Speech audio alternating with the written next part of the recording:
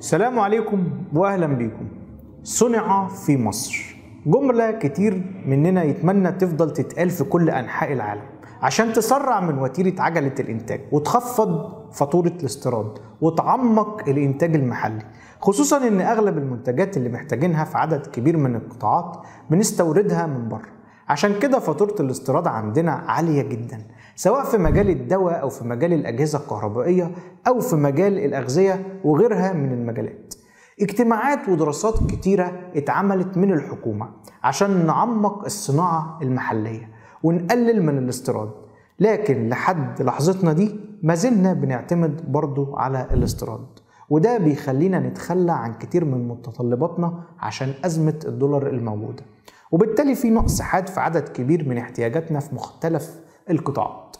جايين النهاردة نكشف كواليس الاجتماعات اللي حصلت في الحكومة الفترة الأخيرة لحل الأزمة وتعميق الصناعة المحلية والتطورات الجديدة اللي هتساهم في صناعة مشروعات لا حصر لها وتقوية وتنمية المشروعات التانية اللي على أرض الواقع، واللي برضه هتخدمنا في كل الاتجاهات والمجالات. في سين وجيم هنقول كل الجديد والمستخبي. تابعنا للنهاية عشان تعرف معايا كل حاجة صح في المراية. محمد فرج يحييكم.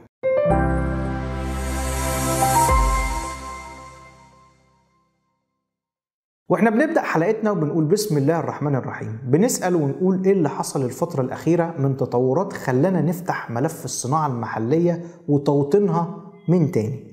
الفترة اللي فاتت كان في اجتماع ما بين الدكتور مصطفى مدبولي رئيس الوزراء واللواء مهندس مختار عبد اللطيف رئيس الهيئة العربية للتصنيع عشان يتابعوا الموقف التنفيذي لأهم المشروعات بالمصانع والشركات التابعة للهيئة، ويعرفوا الدنيا وصلت لحد فين في مجال التصنيع المحلي. طيب السؤال المهم، هل تقدر الهيئة العربية توصل بينا للي احنا عايزينه وتحقق حلم التصنيع المحلي؟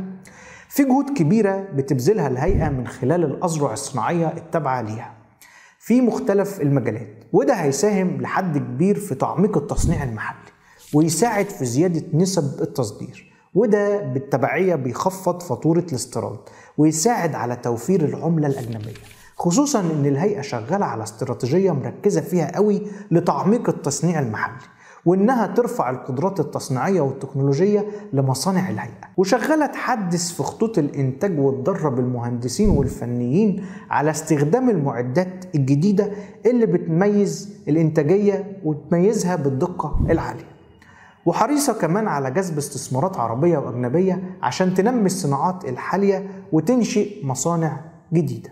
هيخطر على بالك سؤال مهم جدا، وهو إيه دور القطاع الخاص في تنمية الصناعة المحلية؟ خليني أقول لك إن في تعاون بين الهيئة مع شركات القطاع الخاص عشان يعملوا مشروعات مشتركة باستغلال الإمكانات التصنيعية للهيئة، وفي كمان اهتمام بالبحوث الفنية بالمشاركة مع الجهات البحثية المختلفة.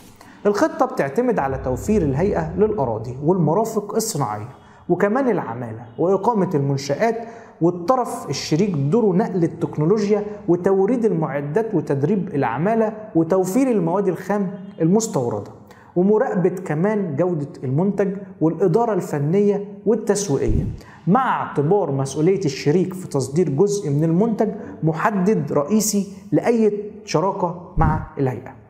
طب بالنسبة لموضوع الصناعات الطبية، هل نقدر نحقق حلمنا من الاكتفاء الذاتي؟ الهيئة نجحت بالفعل في تنفيذ أجهزة التدفق العالي للأكسجين والأسرة الطبية الكهربائية، وكمان بيتم العمل على تنفيذ المفاصل الصناعية والشرايح والمسامير الطبية والسرنجات الآمنة والخيوط الجراحية، وكمان بتحاول تلبي متطلبات السوق المحلية من المستلزمات الطبية دي وكمان نجحت مؤخرا في توقيع اتفاقية مع شركة المالية لنقل تكنولوجيا التصنيع لتصنيع المفاصل الصناعية، بدءا بمفاصل الركبة اللي بقى يعاني منها معظم كبار السن في الفترة الحالية. كمان وقعت عقد مع شركة إيرلندية عشان تعمل مصنع متكامل قادر على القيام بكامل العمليات التصنيعية للسرنجات الآمنة المطابقة لشهادة الجودة الأوروبية. قطاع السيارات من أكتر القطاعات اللي بتعتمد على الاستيراد. يا ترى إيه الجديد في القطاع ده؟ وهل ممكن نقلل فاتورة الاستيراد فيه؟ الهيئة أعلنت إن في تنسيق وتعاون مع كبريات الشركات العالمية لإنتاج عدد من السيارات المختلفة لتغطية السوق المحلي والتصدير. كمان في تطوير لجهود مركز خدمة الصيانة المتكاملة للسيارات، وبيتم كمان تجهيز المركز لصيانة وإصلاح السيارات الكهربائية وتزويده بمحطات شحن كهربائي. عندك كمان آليات تعاون مع شركة جيوشي لإنتاج الأتوبيسات الكهربائية، وفي خطوط اتعملت بالفعل. شبكات المحمول فيها مشاكل كتيرة جدا، والشبكات ضعيفة في عدد كبير من المناطق. طب إيه الحل؟ في مشروع تصنيع أبراج المحمول بمصنع الطائرات، وتم الانتهاء من تنفيذ العينة الأولية لنموذج برج المحمول بارتفاع 21 متر بعد اعتماد التصميمات بواسطة شركة اتصالات مصر. ومن المخطط إنتاج عدد 122 برج مماثل لصالح الشركة، وتم الانتهاء من إجراء التعاقد على تدبير 2 ماكينة خاصة بالإنتاج الكمي لتصنيع مكونات الأبراج لسرعة تلبية مطالب شركات الاتصالات. تصنيع الطلمبات بيعتمد برضو على الاستيراد، وده كان ضمن مشروع حياة كريمة. يا ترى إيه القصة؟ الهيئة افتتحت مؤخرا مركز التصنيع الرقمي بمصنع المحركات، وفيه بيتم تصنيع الطلمبات الرأسية والغاطسة لمشروعات الصرف الصحي، والطلمبات المنشترة لمشروعات مياه الشرب. وهنلاقي نسبة التصنيع المحلي وصلت ل 78%، بطاقة إنتاجية وصلت ل 200 طلمبة شهريا. المرحلة الأولى في المشروع بتعتمد على زيادة نسبة الإنتاج المحلي، وتم توريد أجزاء 63 طلمبة ل 15 رافع خاصة بمشروعات حياة كريمة بمحافظات الفيوم وأسيوط والأقصر.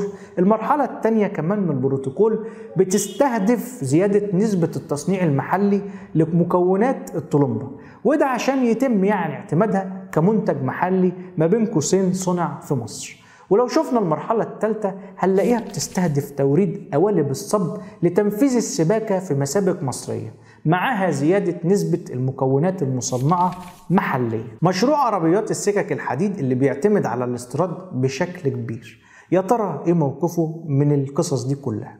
الهيئة أعلنت عن الانتهاء من توريد 60 عربية للهيئة القومية لسكك حديد مصر، وتم تسليم قطارين نقل للهيئة خلال الفترة الأخيرة، وجاري تسليم القطار الثالث. وكمان تم الانتهاء من تسليم 5 قطارات سطح حاملة الحاويات، وجاري تجهيز القطارين السادس والسابع. وتم أيضا الانتهاء من تسليم 7 قطارات مترو أنفاق من إجمالي 10 قطارات بالتعاون مع شركة هايونداي روتيم الكورية. طيب في مجال صناعة الأخشاب إيه الجديد يا ريس؟ الهيئة عندها مصنع إيتيكو للصناعات الخشبية. المصنع ده نجح وبالتعاون مع شركات القطاع الخاص المتميزة في الانتهاء من تأسيس الحي الحكومي بالعاصمة الإدارية الجديدة، وتم التعاقد لتأسيس كل من مجلس النواب والشيوخ بالعاصمة الإدارية الجديدة. نشاط الإلكترونيات من أكتر الأنشطة المعتمدة برضو على الاستيراد، ودي حاجة أغلب الأماكن بتعتمد عليها دلوقتي، سواء في كاميرات المراقبة اللي ما بقاش في غنى عنها وغيرها من المنتجات. الهيئة برضو عندها مصنع الإلكترونيات، وتم في الفترة الأخيرة إنتاج 60 نوع من كاميرات المراقبة، وتصميم المراكز قيادة آلية وغرف تحكم وعمليات، وكمان خط تصنيع الكروت الإلكترونية، وتصميم وتنفيذ وإقرار عينة لجهاز الكشف والقياس الإشعاعي اللي بيستخدم في المواني والمطارات والمنافذ الحدودية للكشف الإشعاعي على الواردات. حتى المخابز بتعتمد على الاستيراد. تعالوا أحكي لكم القصة. الهيئة بتقوم بتحويل كيانات للعمل بالغاز الطبيعي، هيتم تصنيع وتركيب وتشغيل وحدات تحويل المخابز البلدية للعمل بالغاز الطبيعي بإجمالي 3000 مخبز، وجاري الاستكمال بالتعاون مع وزارة التموين والتجارة الخارجية. كمان تم تصنيع واختبار واجتياز عينة عداد الهيئة للغاز المنزلي مسبق الدفع والتاني الذكي، بما يتوافق مع المواصفات القياسية المطلوبة من الشركة المصرية القابضة للغازات الطبيعية إيجاز. ومن المخطط إنتاج 30,000 عداد خلال عام 23-24 كمشروع أولي. اللي تقريبا الناس عارفين MDF وعارفين كلكم الخشب ده، وبنشتري اوض مصنوعة منه عشان يبقى اقل في التكلفة شوية. مشروع انشاء مصانع اخشاب MDF من سعف النخيل هو الاول من نوعه في العالم، وده هيكون في محافظة الوادي الجديد بتكنولوجيا ألمانية بالتعاون مع وزارة البيئة. المصنع ده هيساهم في تعظيم الاستفادة من مخلفات النخيل اللي بتشكل عبء كبير على أصحاب المزارع والدولة. على فكرة في صناعة مهمة في مصر بتعتمد على الاستيراد بشكل كبير وكلنا ما نعرفش عنها حاجة، وهي في كل بيت تقريبا، وهي صناعة المواسير. تعالوا نعرف ايه حكايتها بالمرة. في دراسات جديدة لإنشاء مصنع لإنتاج المواسير غير الملحومة، وحجم احتياجات السوق المصرية من المواسير دي لكل من قطاع البترول وبقية القطاعات الأخرى من مصانع البتروكيماويات ومحطات توليد الطاقة وغيرها. للعلم مفيش في مصر مصانع لإنتاج مواسير الصلب غير الملحومة، وبيتم استيراد كافة الاحتياجات من الخارج. ووجود مصنع زي ده بيسهم في توفير احتياجات القطاعات المختلفة وتصدير كمان الفائض منها. نتمنى في نهاية حلقتنا نكون قدرنا نلقي الضوء الكافي والوافي لحزمة المشاريع اللي مصر على مشارف العمل بيها. نتمنى يكون عندنا اكتفاء ذاتي ونقلل فاتورة الاستيراد في كل المجالات. منتظرين تعليقاتكم وآرائكم، ولو عجبتكم الحلقة ما تنسوناش في اللايك والشير. السلام عليكم ونشوفكم دايما على ألف خير.